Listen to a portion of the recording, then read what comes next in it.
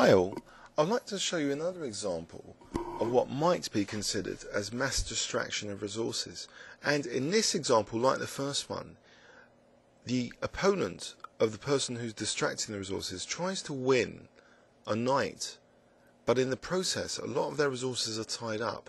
So here I am, Gary Quillen is playing black against Chidu Madueke in round 2 of the FIDE Open London Classic, played earlier this month.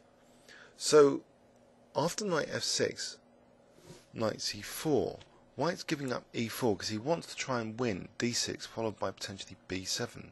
So black takes on e4, knight takes d6, and here Gary doesn't really want to take on d5 because queen takes is very simple to win the b7 pawn and also fork the rook and the pawn on c5, and maybe bishop takes a6 next. So black kept the queens on. So after this knight takes d6, queen f4, and white, perhaps surprisingly, took the pawn with the knight, not with the queen because queen takes d6, but in doing so he's deliberately walking into a self-pin after rook b8. I guess you could say he's calling Gary's bluff here, that can black really try and win this knight by force because of the pin. Well, bishop takes a6 throws the immediate question that if given an extra move now, bishop moves and a6, the knight will be supported by this pawn on a6.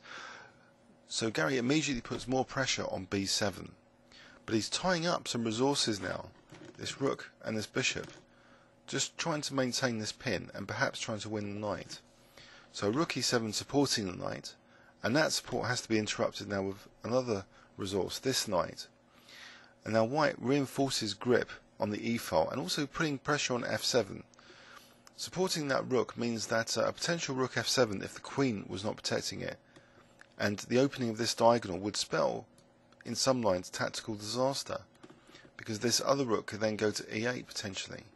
It would be kind of dangerous for the black king. So we have here some clues that black is in issues, has some issues potentially with his king on this diagonal, this f7 pawn, and this coordination of rooks. But anyway, he retreats his queen to try and win this knight. So we have quite a lot of resources now, all involved in winning this knight. And look at black's king. He's still got some weaknesses on both the white and the dark squares. And it's in this position d6 is played, opening up this diagonal against f7, and there's not too many squares for the queen here. In fact, black chooses queen c6. If, for example, rook takes b7, then white's simply winning material with bishop takes b7, because queen takes, bishop takes. Rook takes d7 would see white to the exchange up with a completely winning position.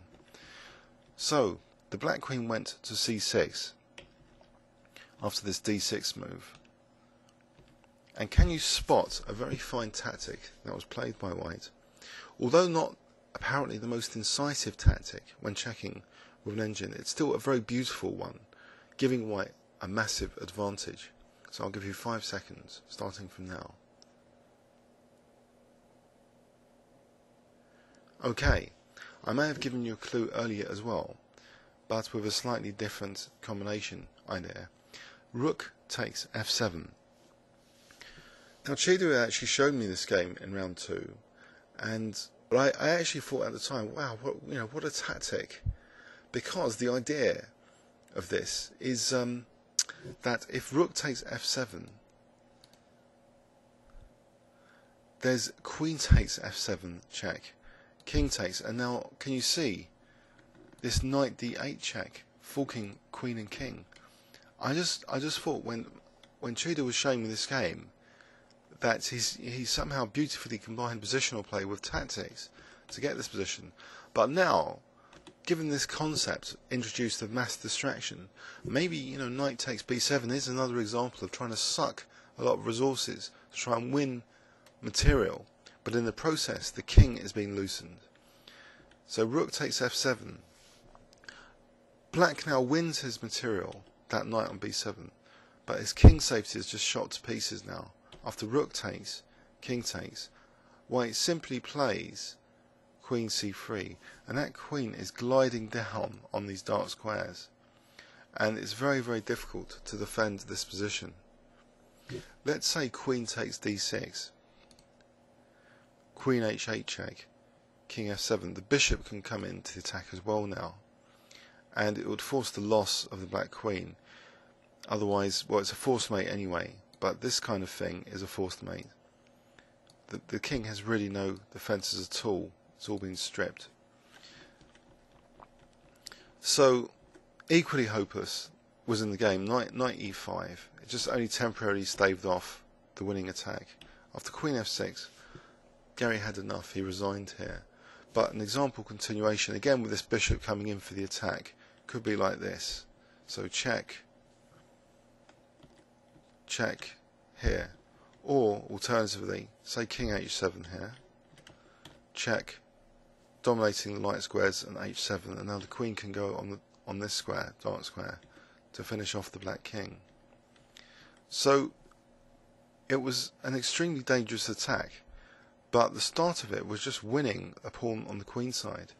So maybe this provides a clue to the mystery of why Carlsen has been winning lots of games when he wins the a pawn of the opponent. Maybe a similar sort of concept is at work, that if too many of the opponent's resources are distracted on a different part of the board, even a seemingly, a pawn or b pawn, then you can sort of go for the kill. And if this is the case, maybe this is, an interesting new tactical concept which we should all be aware of trying to distract a lot of the opponent's resources by winning a pawn on one side, but then simultaneously trying to go for the king, adding pressure to the king side for a potentially vicious combination like this, just stripping open the black's king defences. So I hope you enjoyed this one, and please leave any comments or questions on YouTube. Thanks very much.